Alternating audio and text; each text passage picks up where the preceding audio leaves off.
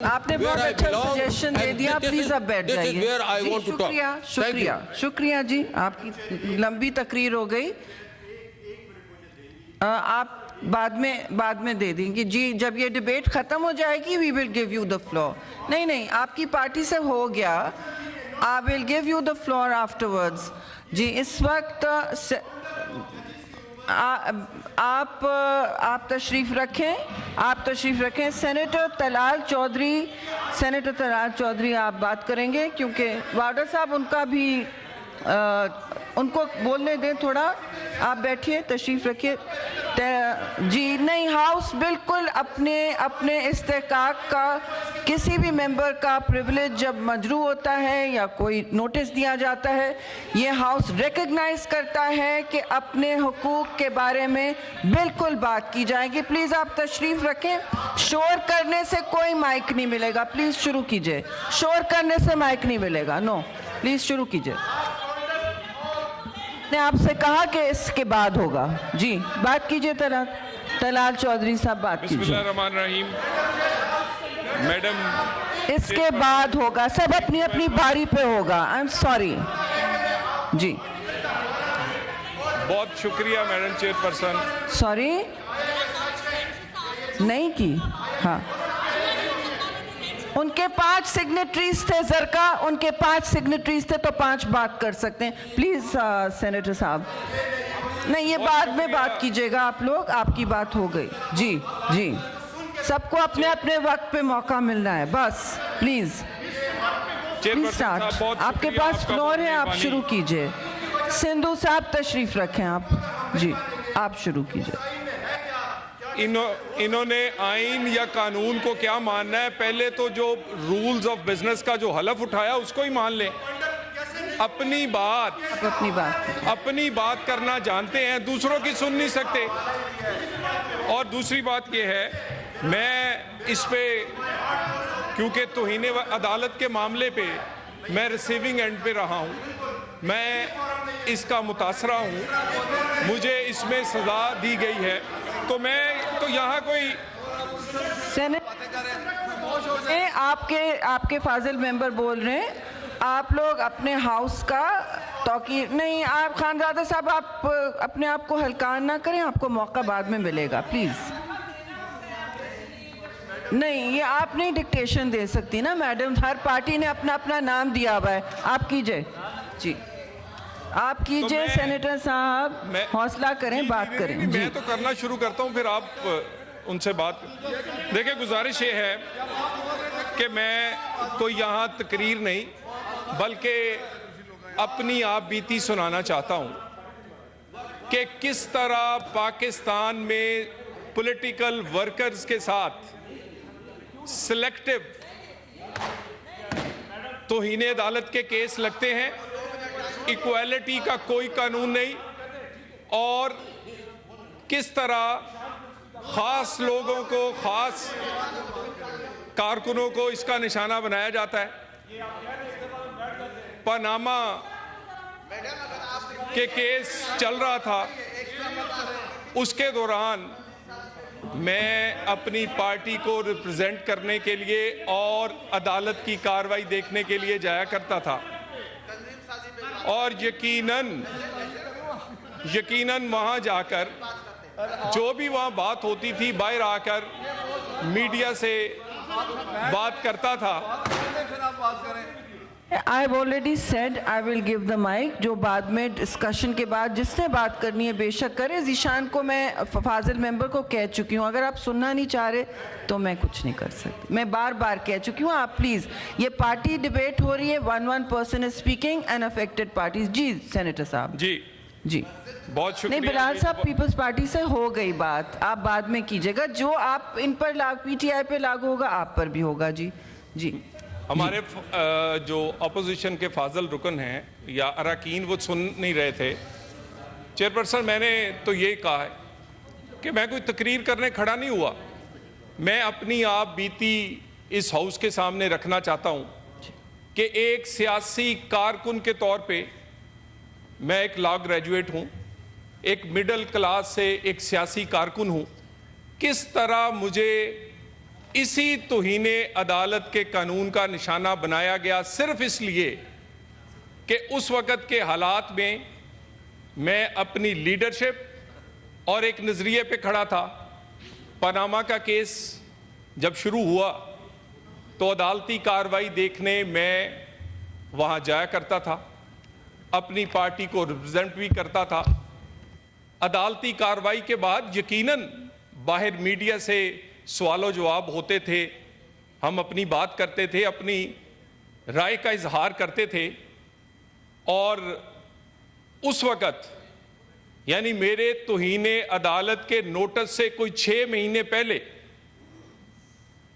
उसी बेंच के एक मोहतरम जज साहब जो रुकन थे, इजाजुल एहसन साहब, उन्होंने कहा कि हम पहले ज़रा वज़ीर आज़म को सॉर्ट आउट कर लें, उसके बाद ये जो बाहर जाके बात करते हैं इनको भी सॉर्ट आउट करेंगे। ये आगाज़ है। और उसके बाद उसके मेरा नोटिस, मैं वो पूरी केस फाइल आपके सामने इस हाउस के सामने रखना चाहता हूं। किस बात पे लिया गया कि एक जलसाए आम जिसमें मैंने तकरीर करते हुए ये अल्फाज कहे कि इन पीसीओ के जजों को निकालो, ये इंसाफ नहीं देंगे, और बड़े जोर से कहे कि पीसीओ के जज, किसी लॉफुल जज का नाम या किसी लॉफुल जज की मैंने बात नहीं की, लेकिन जिन लोगों ने पीसीओ के हलफ मुशर्रफ के तरले मिन्नतें करके, जिसमें खोसा साहब भी शामिल थे, साकिब निसार भी शामिल था, उठाए थे, उन्हें ही दर्द फील हुआ। मुझे तौहीन अदालत का नोटिस मिला। उस तौहीन अदालत के नोटिस में पूरे पाकिस्तान में कोई वकील जो बड़े बड़े नाम हैं, आज वो जज हैं, मेरा वकील बनने को कोई तैयार नहीं था। कि इसलिए कहते थे कि केस तो बिल्कुल इसमें कुछ नहीं है, तौहीन अदालत तो बनती नहीं है, लेकिन हम अदालत को नाराज नहीं कर सकते क्योंकि उनका मूड खराब है आपके बारे में। इसमें वो जज साहिबान के मैं नाम नहीं लेना चाहता, आज जज हैं वो। और उस सूरत हाल में हमारी क़यादत ने बात की आसमा जहांगीर साहिबा से, उन्होंने कहा कि वो केस लड़ेंगी, लेकिन वो केस पेश होने से पहले उसी फ़ोन कॉन्वर्सेशन में उसके गवाह आज़म नज़ीर तारड़ साहब भी हैं, वो वफात पा गई। उसके बाद भी मुझे 2 तारीखों पे कोई वकील नहीं मिला। मैं एहसानमंद हूं, ये हमारे हाउस के मेंबर भी हैं कामरान मुर्तज़ा साहब, पूरे पाकिस्तान में मुझे कोई वकील नहीं मिला, तो इन्होंने कहा चलो मैं तुम्हारे साथ खड़ा होता हूं। जनाबे वाला, आप ये देख लें कि मेरे जैसे के लिए कोई माफी नहीं थी। चेयरपर्सन साहिबा, पूरी दुनिया में तौहीन अदालत का कानून जिसमें स्कैंडलाइज करना है, रेडिक्यूल करना है, यह मुहज्जब दुनिया में खत्म हो चुका है। इस वाली साइड मुहज्जब भी है, ये खत्म हो चुका है। लेकिन आज भी हम 19वीं सदी के वो सारे हथकंडे सिर्फ इसलिए इस्तेमाल करते हैं कि लोग अपनी बात ना कह सकें। मुझे बता दीजिए, यहां पर बहुत सारे वकला और हमारे ये ऑपोजिशन से यहां पर हैं, क्या ये कानून खत्म नहीं हो चुका? किस मुहज्जब दुनिया में स्कैंडलाइज करने का अदालत को आज भी तौहीन अदालत से अरकान असेंबली नहीं, किसी आम आदमी को भी वो नोटिस नहीं करते, और यहां पर चुन चुन कर नोटिस कर दिया जाता है।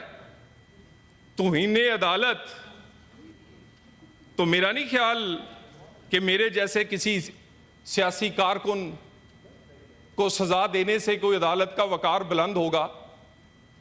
ये तो जिन्होंने आइन बनाने वालों को सजा देंगे तो वकार बुलंद नहीं होगा, आइन तोड़ने वालों को सजा देना।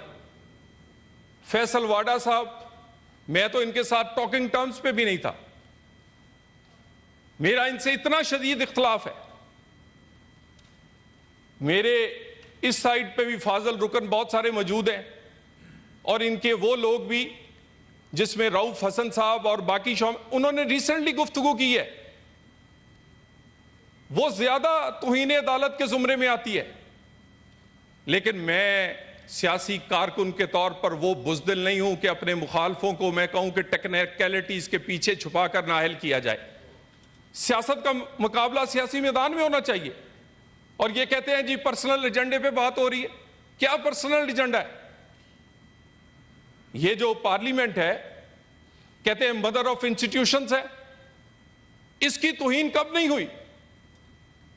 हमेशा रिस्ट्रेन का मुजाहरा किया इस पार्लियामेंट ने। इसका वजीर आजम को लटका दिया जाए, इसके वजीर आजम को उतनी जल्दी किसी म्यूनिसिपल कमेटी के क्लर्क को नहीं निकाला जाता जिस तरह हमारे वजीर आजम को ताहयात नाअहल कर दिया जाता है। ये इस पार्लियामेंट ने रिस्ट्रेन का मुजाहरा किया, कोशिश की कि ऐसा तसादुम अदारों के दरमियान ना पैदा हो, और मौजूदा हालात में तो बिल्कुल भी नहीं होना चाहिए। जब यह सूरत हाल हो तो मुल्क में लगता है कि जैसे अदारे आमने और सामने हैं। चेयरपर्सन, मेरी गुजारिश इसमें यही है कि वो असूल जो दरगुजर का है, मैग्नेनिटी का है, रिस्ट्रेन का है, अदालत को उसको मलहूज़े खातर रखना चाहिए। और मेरा नहीं ख्याल कि इस तरह के नोटिस से कोई अदालती वकार में इजाफा होगा। और अगर फिर हम बात ही करने निकले, अभी कहा गया है कि यह बड़ा ही कोई पर्सनल एजेंडे पे बात हो रही है।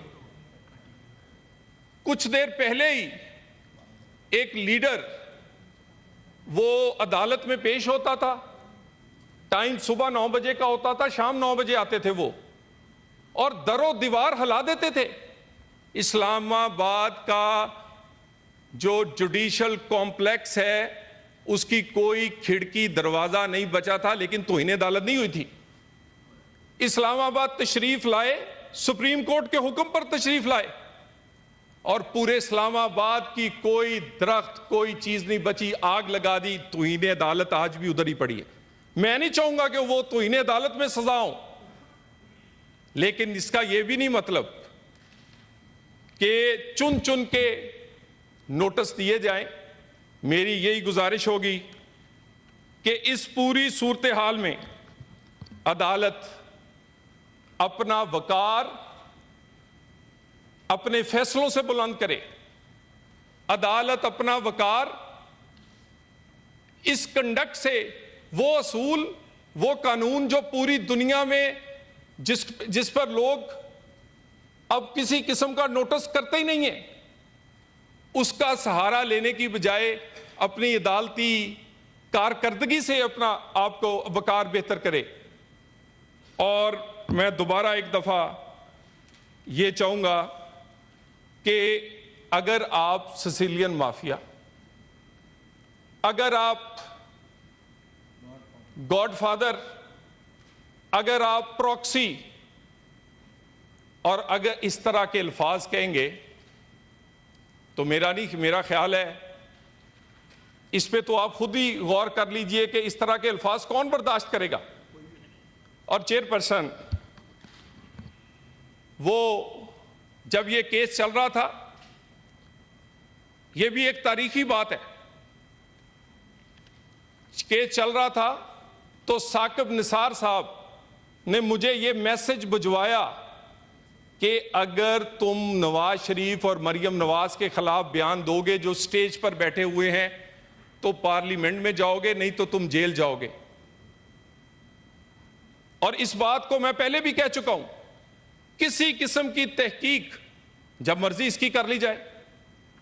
और उसके बाद एक और बात, इसके भी गवाह आजम नजीर तारड़ साहब और कामरान मुर्तजा साहब है।